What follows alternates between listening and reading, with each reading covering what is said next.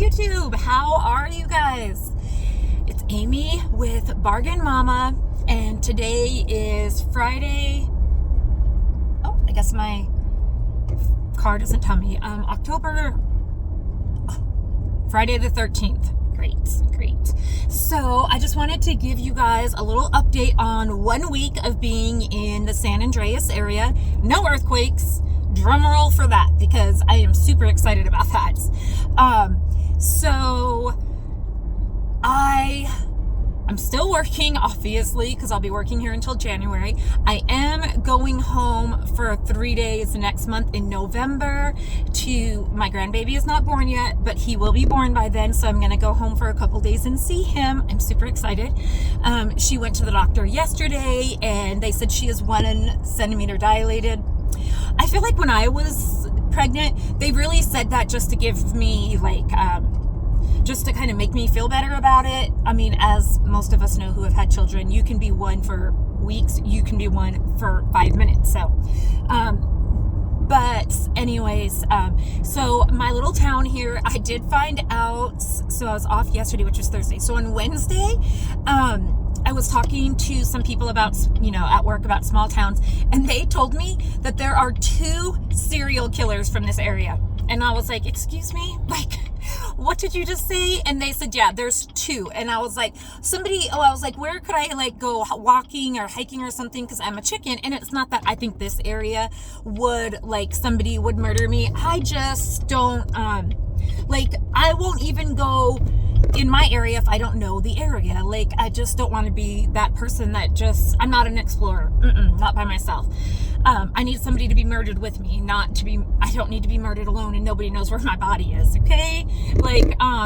So they were like, yeah, it's safe, small areas are safe, and I was like, oh, awesome. And then the other girl was like, oh yeah, there used to be a serial killer. Please tell me how you all think that is safe. How would that come up in the same conversation? And so I was like, what? And so they told me that, so I work in San Andreas, and I'm living in the Valley Springs area. So Valley Springs is 20 minutes from here. Small towns, everything is a half hour from here.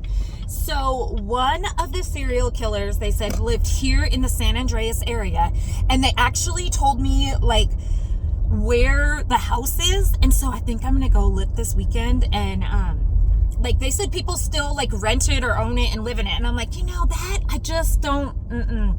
So one of my patients after that said that the serial killer, this was a long time ago too, I'm not talking last week, or I'd already packed my stuff, but they said that the serial killer, that one of their friends lived in that house actually recently, and that the serial killer's name is etched into the garage. He did that himself. No, thank you. That's not for me. And then they said that the other one is in in Valley Springs, where it was. Let me just say was, not is, because again, I'd have packed up. But is in Valley Springs where I live. And he was a serial killer from 1985. I can't remember what they said his name is. I have it in my phone though. And so I want to try to find his house. I know you guys are like, oh, you won't go hiking, but gosh, you'll go look for a serial killer's house, I'm in that movie. What is it?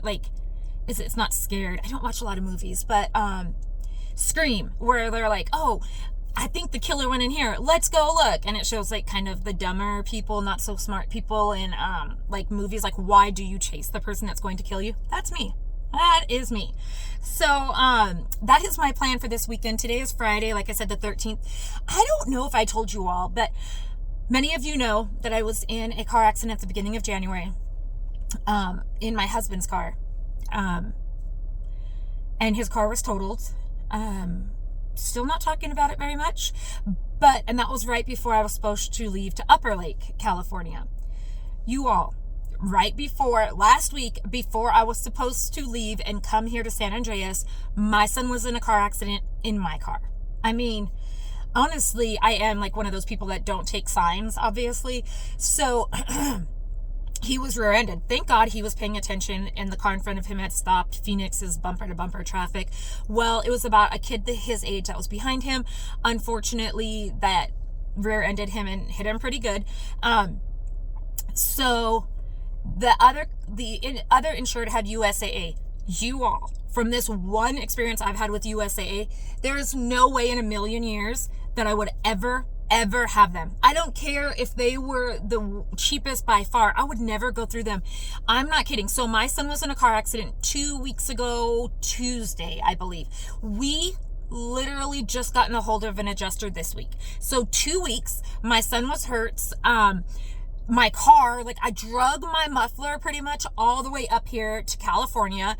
And it's just been a mess. We just got an adjuster this week after 2 weeks. It is the worst. And you can't call anyone. When you call and talk to a supervisor, they're like, oh, they'll call you back in 24 hours. I still, in the 24 hours, have not had a supervisor call me in the 2 weeks yeah. And I can assure you that I called. I probably called 15 times trying to get a hold of somebody to try to get my car fixed and to figure out what I was supposed to do before I came to California. So then they call this week when I'm already obviously in California. And so I tell them like, hey, it has to be fixed here in California now. And they said, well, we'll have to look into it because the accident happened in Arizona and California rates are more expensive than Arizona rates. I said, no, sir, you look into it as much as you want, but you will fix my car in California because, like I tried to get a hold of you guys, see what you wanted me to do, all this stuff. Nothing.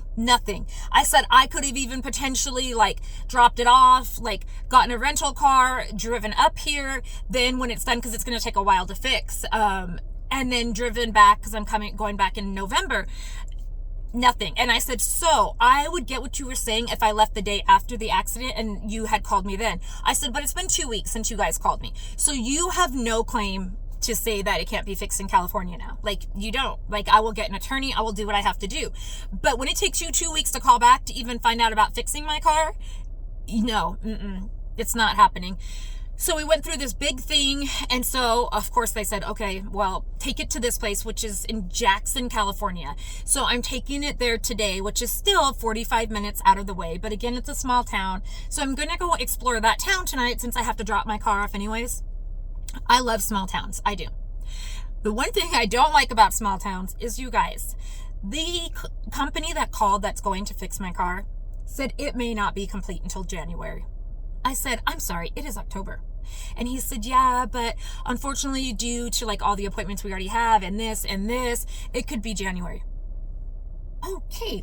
Well, of course we had to call back the insurance company and and I told them, I said, because again, when you think of rates, rental car rates are more expensive in California than they are in Arizona. And I said, I just need to verify that I will get an SUV. I don't care what kind it is. I don't care if it is the smallest SUV you have. I am terrified, especially after my car accident. Like, I can't drive a car. I have not been in a car since then. I personally never had a car. I do not like cars. I'm very tall. They, but it doesn't matter.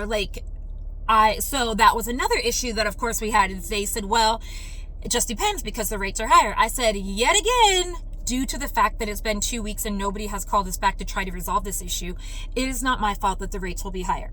So we ended up finally getting them to approve to that. So today, unfortunately, it's just going to be a mess. So today I have to drive when I get off to Jackson to get the rental car. I'm going to drive to Jackson to the auto body shop. Enterprise is going to pick me up from there. Then I'm going to go to Enterprise. Then they're going to look at the rates that the insurance company has approved so far. And the first Enterprise said, and then, it might be a couple extra dollars out of your pocket, but we'll, no, sir, it won't be. No, it won't be. So anyways, we'll go there. We'll look at the rates. If the rates are not an SUV rates, then I have to call back to the USAA, the insurance company of the other person, and they have to higher their daily rate so that I can get the SUV. So regardless, I'm going to get an SUV. Like I said, I don't even care if it's a small one. I don't care what it is. Because my car, the Cadillac, is considered like a small sized SUV or something like that. or a compact SUV. Like, I don't care. I do not care. Like, I don't care if I get I don't care. I don't care if it's the smallest SUV. I will not drive a car. But they are comparing that a midsize SUV or a compact SUV would be the same as like a large car. I said, no, it is not. No. So anyways, we have to go through all that today, which sucks because it's just a mess to have to go through it all. But as long as I'm getting the SUV, I don't care. But I told the insured, the adjuster, I said, I assure you that there will be not one penny coming out of my pocket. I said, it will come out of your insured's pocket. Like, and I told them, I said, I will not agree to anything. Well, it could come out of your pocket and you could get no. And so it's just a mess because I need to make sure that when I get there, it's not coming out of mine. Because then if it comes out of mine, then you have to get an attorney and you have to, and until January, I mean, that's, even if you say, when they say a couple dollars, it's probably $5, $10, but that's a day. And they're going to keep my car probably till January. I think not. So it's just a mess, but I should have taken that sign. Like, to an accident, I've, first of all, never been in an accident, and then you're gonna get into two right before, both times before I leave to California. I need to take clues. But so like I said, I will be going to Jackson today, which I'm excited because I wouldn't have gone there otherwise.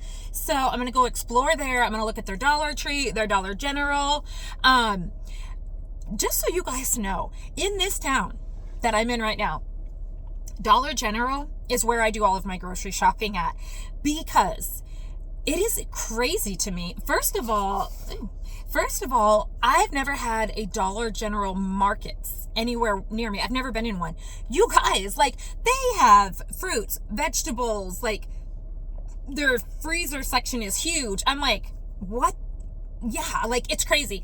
And so then I was like, oh, well, it's probably more expensive. No, it is not. I went to the grocery store here, and I just want to put into comparison that a jar of Miracle Whip was like $9.88 at the grocery store here. Y'all, I will go without some Miracle Whip.